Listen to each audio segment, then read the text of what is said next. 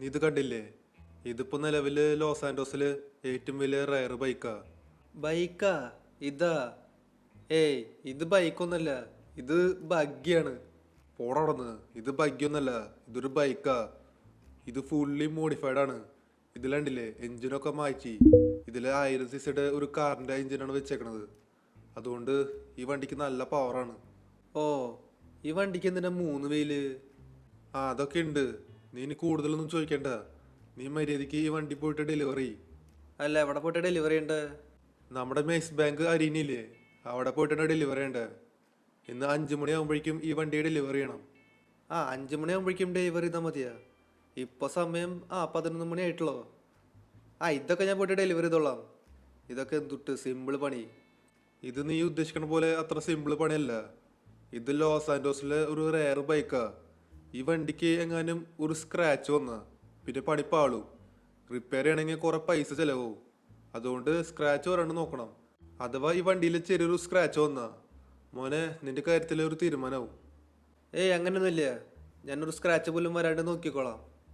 ഒരു മിനിറ്റ്, ഞാൻ ഈ വണ്ടി ഒന്ന് ഓടിച്ചു നോക്കട്ടെ. സംഭവം ഏതായാലും നൈസായിട്ടുണ്ട്. ഓ, ഇതെന്തത് വളയ്ക്കാനൊക്കെ ഇച്ചിരി പാടാണല്ലോ. എങ്ങനെ ഇത് മെയ്സ് ബാങ്ക് അരീന വരെ എത്തിക്കുക? വണ്ടി പക്ഷെ കുഴപ്പമൊന്നുമില്ല, അത്യാവശ്യം സ്പീഡ് ഉണ്ടെന്ന് വിചാരിക്കണു. ഹലോ ചേട്ടാ, അതെ, ഈ വണ്ടി ഞാനിങ്ങനെ അവിടെ വരെ എത്തിക്കുക. ഇത് വളയ്ക്കാനായിട്ട് ഭയങ്കര പാടാ. എടാ മണ്ട, ബാക്കിൽ ഒരു ട്രക്ക് കണ്ടില്ലേ? നീ ഈ ബൈക്ക് ആ ട്രക്കിൽ കയറ്റിട്ട് വേണം കൊണ്ടുപോകാനായിട്ട്. ഓ, അതിനായിരുന്നില്ലേ ആ ട്രക്ക്? എന്നാ ശരി, ഞാൻ പോയിട്ട് വണ്ടി ഡെലിവറി ചെയ്തോളാം. അപ്പൊ പറഞ്ഞത് ഓർമ്മയുണ്ടല്ലോ? വണ്ടിക്ക് എങ്ങനെയും ചെറിയൊരു സ്ക്രാച്ച് വന്നാൽ പിന്നെ നിന്റെ കാര്യത്തിൽ ഒരു തീരുമാനമാവും. ഇല്ല ചേട്ടാ, വണ്ടിയിൽ ഒരു ചെറിയ സ്ക്രാച്ച് പോലും വരാണ്ട് നോക്കിക്കോളാം. അപ്പോൾ ശരി. ഓക്കെ, നമുക്കൊരു കാര്യം ചെയ്യാം. ഈ ബൈക്കില്ലേ, ഈ ട്രക്കിൻ്റെ അകത്തേക്ക് കയറ്റാം.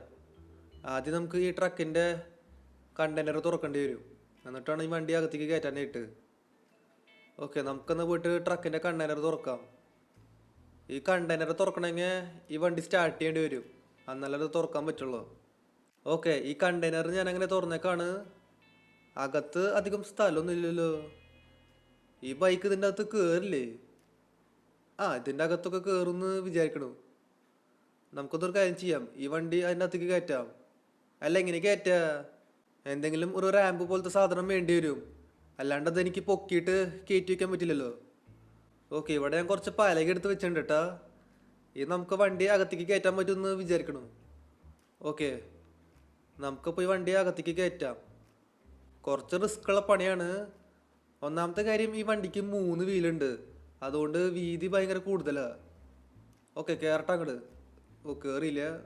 കുറച്ചുകൂടി ബാക്കിലേക്ക് എടുക്കാം, എന്നിട്ട് അകത്തേക്ക് കയറ്റാൻ നോക്കാം. Let's go.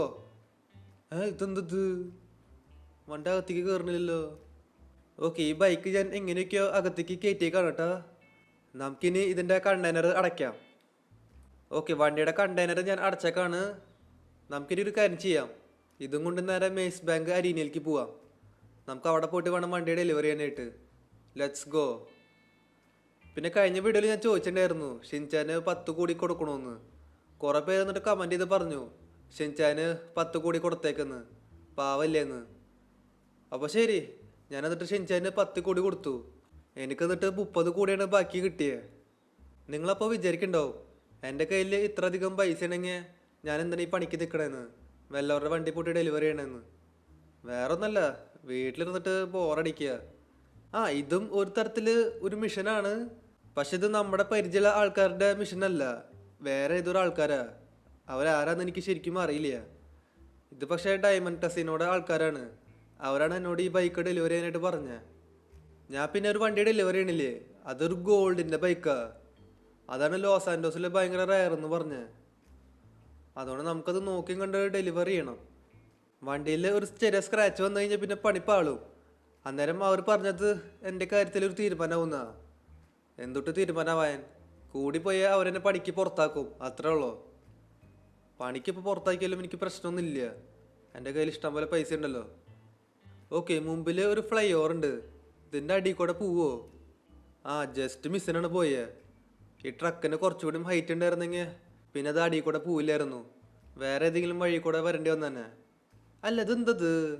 ഞാൻ കുറേ നേരമായിട്ട് ശ്രദ്ധിക്കുക, ട്രക്കിൻ്റെ ബാക്കിൽ നിന്ന് പുക വരുന്നുണ്ട്. ഇനിയിപ്പോ നമ്മുടെ വണ്ടി അകത്തിരുന്ന് പുകയുണ്ടാവോ? എന്തിനാ ഇപ്പൊ വെറുതെ ഇരുന്ന് പുകയാണ്? അങ്ങനെ വരാൻ വഴിയില്ലല്ലോ. അല്ല ഇതെന്തത് വണ്ടിയുടെ പിന്നീന്ന് തീ കത്തുണ്ടല്ലോ. എന്തെങ്കിലും പ്രശ്നമുണ്ടാ? നമ്മുടെ വണ്ടി അകത്തിരുന്ന് കത്തുണ്ടാ? ഇതെന്താ? അകത്തുണ്ടായിരുന്ന വണ്ടി പൊട്ടിത്തെറിച്ചു. ഒരു മിനിറ്റ്, നമുക്ക് ഇവിടുന്ന് മാറിക്കാം. ഈ ട്രക്കിന്റെ ഡീസൽ ടാങ്കുമ്പോൾ തീ പിടിച്ചു. ആ ബെസ്റ്റ്. ഈ ട്രക്കും കൂടിയും അങ്ങനെ പൊട്ടിത്തെറിച്ചേക്ക. ഇനിയിപ്പോൾ എന്തൊട്ട് ചെയ്യാ? ഈ കണ്ടെയ്നർ നമുക്ക് തുറക്കാൻ പറ്റില്ല, കാരണം ട്രക്ക് പൊട്ടിത്തെറിച്ചു. ഇതിൻ്റെ അകത്തുണ്ടായിരുന്ന വണ്ടി കൂടിയും കത്തി കരിഞ്ഞുണ്ടാവും. ഇനി എന്തൊട്ട് ചെയ്യാ? വേറെ വണ്ടി ഇങ്ങനെ സംഘടിപ്പിക്കുക. ഇനി ഡയമണ്ട് കസിനോട് ആൾക്കാർ എന്നെ വെറുതെ വിടില്ല. ഇനി അവരായിട്ടൊരു യുദ്ധം ഉണ്ടാവും. ഇനിയിപ്പോൾ എന്തൊരു ചെയ്യാ? ഞാൻ ഒന്ന് ആലോചിക്കട്ടെ.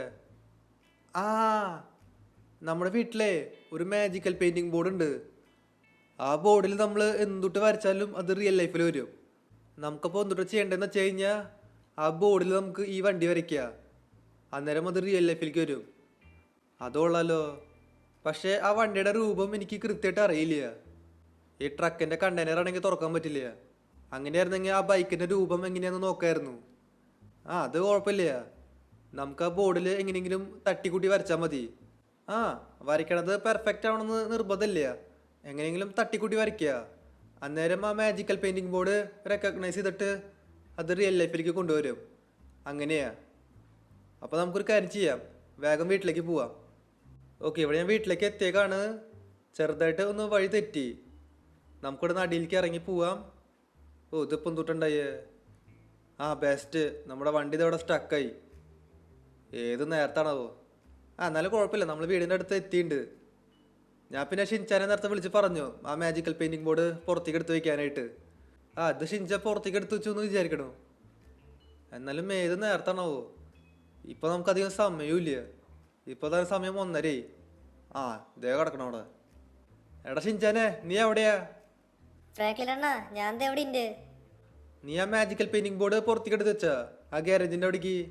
അണ്ണാ, ഞാനത് പുറത്തേക്ക് എടുത്തു. അല്ല, എന്ത് പറ്റി? അണ്ണൻ ഭയങ്കര ടെൻഷനാണല്ലോ. ടെൻഷൻ ഒന്നുമില്ല. എനിക്ക് അത്യാവശ്യമായിട്ട് ഒരു വണ്ടി വേണം. ഞാൻ പോയിട്ട് ആ വണ്ടി വരയ്ക്കട്ടെ. അത് ലോസ് ആൻഡോസിലെ ഏറ്റവും വലിയ റയർ ബൈക്കാ. ഇന്നത് കയ്യിൽ നിന്ന് പോയി. അതേതാ ബൈക്ക്? അത് ഞാൻ ഇപ്പോൾ വരച്ച് കാണിച്ചു തരാം. ഇത് നോക്കി നോക്ക്. ഓക്കെ, നമുക്കപ്പോൾ ആ വണ്ടി അങ്ങ് വരച്ച് തുടങ്ങാം. ആദ്യം വണ്ടിക്ക് ടയർ വരയ്ക്കാം. ഓക്കെ, ടയറൊക്കെ ഞാൻ അങ്ങനെ വരച്ചിട്ടുണ്ട്. ഇനി വണ്ടിയുടെ ബോഡി.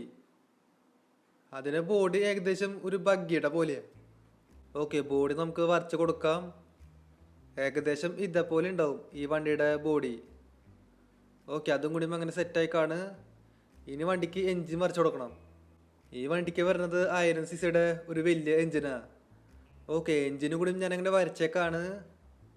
ഈ വണ്ടി പിന്നെ വരയ്ക്കാനായിട്ട് വലിയ പാടില്ല. അല്ല, അണ്ണൻ എന്തുട്ടാ വരയ്ക്കണേ? ഇത് ബൈക്കാണോ, ബഗ്ഗിയാണോ, ഓട്ടോറിക്ഷയാണോ, എന്തുട്ടത്? എടാ ഷിൻചാനെ വെയിറ്റ്, ഞാൻ ഇപ്പോൾ കാണിച്ചു തരാം. ഈ വണ്ടിക്ക് ഇനി ഫ്രണ്ട് സസ്പെൻഷൻ വരച്ചു കൊടുക്കാം. ഓക്കെ, ഇതേപോലെ ഉണ്ട് സസ്പെൻഷൻ. അതങ്ങനെ വരച്ചു കൊടുത്തിട്ടുണ്ട്. ഇനി ബാക്കിലും കൂടി അങ്ങ് വരയ്ക്കാം. ഓക്കെ, അതും കൂടി വരച്ചു. പിന്നെ ഈ വണ്ടിയുടെ ഹാൻഡിലും പിന്നെ സീറ്റും കൂടിയും ഞാൻ വരച്ചിട്ടുണ്ട്.